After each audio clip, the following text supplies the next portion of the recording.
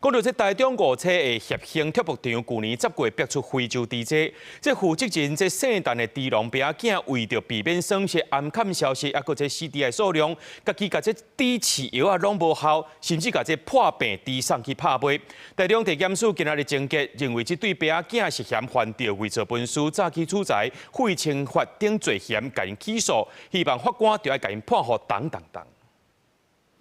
记者后方的这个白色铁皮围篱呢，就是台中非洲猪瘟的案例养猪场。台中地检署经过多个月的调查，今天宣布呢，将陈姓猪农父子侦结起诉。87岁姓陈饲猪的人受到起诉书，后田公元朗经营的切兴铁幕场，去年10月逼出非洲猪瘟，校市长有原伫规划，家己伫去年底是先交保，进互检方来起诉，伊是大声发冤枉。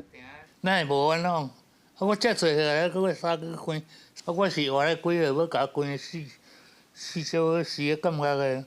不过，台中地检署调查，切兴铁幕场姓陈饲猪的伯仔囝，伫去年10月猪死真多了后，稳从疫情，家己用抗生素投药，并且外插国家法令长期系统性造假，上传无实在催子喷的相片，甲喷搁再利用者营运记录，制作写无实在的3连单，也甲周边的猪卖出去，依照涉犯伪造文书、诈欺取财、废清法者罪嫌来起诉，建请法官将当量刑，认定陈姓被告2人。分别涉犯刑法行使业务登载不实文书、诈欺取财及废弃物清理法等罪嫌，提起公诉。伫这表出了后，当时担任台中市农业局长张敬昌、环保局长陈宏毅、加东部处长林如良这4个官员，进前因为处置失当，互监察院弹劾。这摆检方调查无发现有公务人员涉犯刑法。台中市府是讲，今年已经辅导饲猪场设置及时的监控的系统，并且加强稽查有加明年起的全面禁止用喷来饲猪。记者综合报道。